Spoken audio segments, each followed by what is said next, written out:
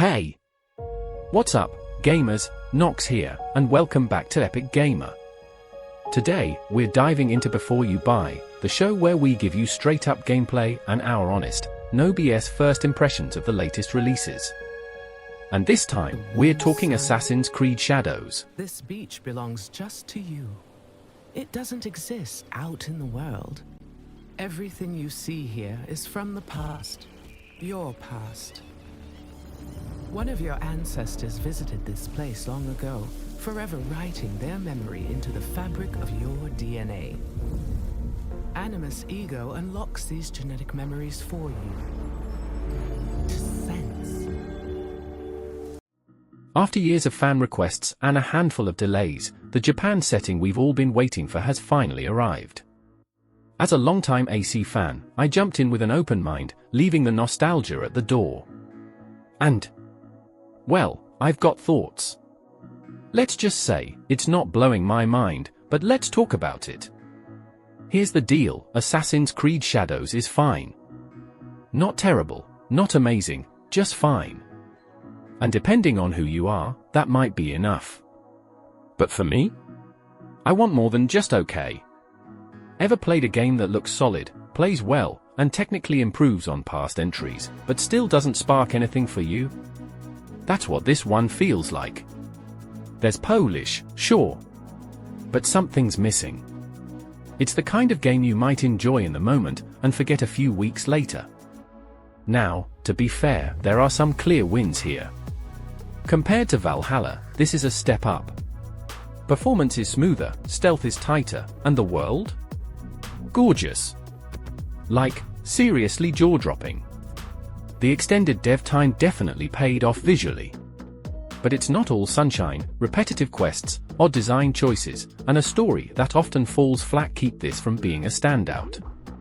When the narrative fails to hook you, and side quests start to blur together, you end up grinding through just to say you finished.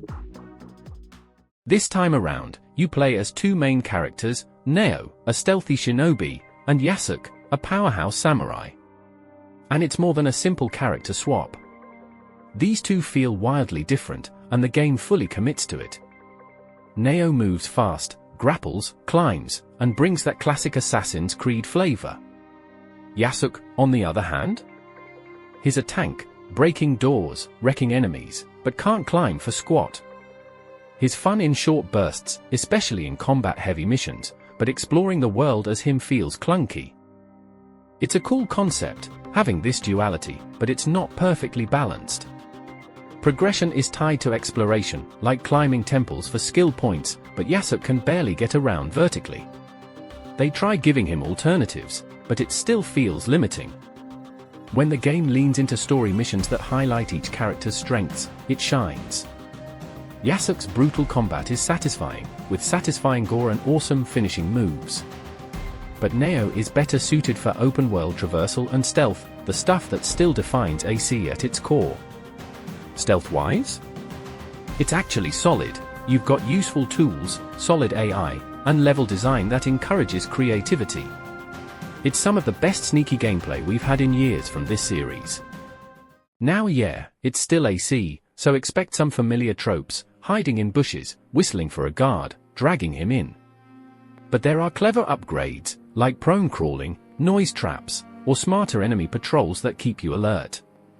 Unfortunately, what you do in the world starts to feel repetitive. The first few hours are engaging, but after a while, it's that rinse-repeat loop again. There are cool moments and surprises, but they're buried under fetch quests and simple objectives. The whole hunt and eliminate a network of targets structure could have worked if the game got you to care about who those targets were. But the pacing and storytelling just didn't hit the mark for me. The biggest letdown?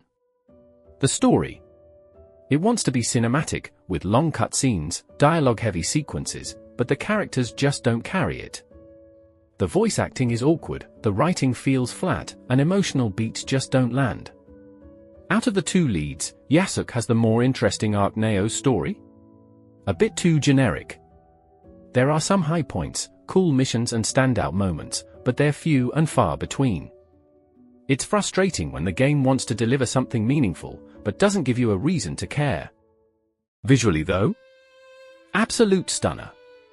Japan here is breathtaking, think Ghost of Tsushima, but bigger and busier. You'll explore castle towns, foggy forests, serene temples, and snowy mountaintops.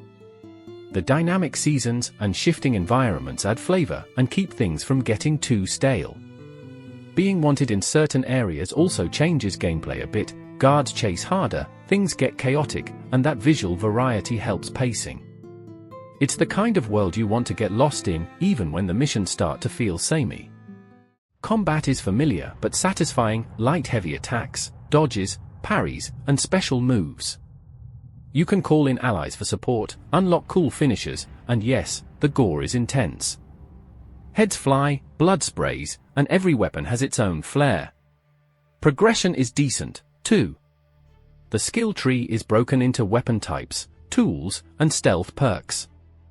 The only drawback? Unlocking higher tier skills requires separate knowledge points earned through side activities and exploration. And honestly, that grind isn't fun. Clunky minigames, repetitive shrine hunts, and slow progress killed my motivation. There's also a home base mechanic, more customizable than Valhalla. You build rooms, place cool decorations, even adopt pets.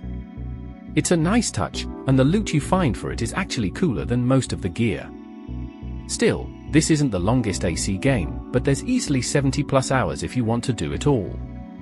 The main story clocks in around 35 to 45 hours. For me though, I was mentally checked out before I hit the finish line. The gameplay loop dried up, and the characters didn't give me a reason to push through. Bottom line, Assassin's Creed Shadows is a technically impressive game with some smart ideas and beautiful visuals, but it's held back by weak storytelling, repetitive design, and a lack of personality in its cast. You might love it, especially if you're a fan of Valhalla or just want to explore feudal Japan. But for me, it missed the mark.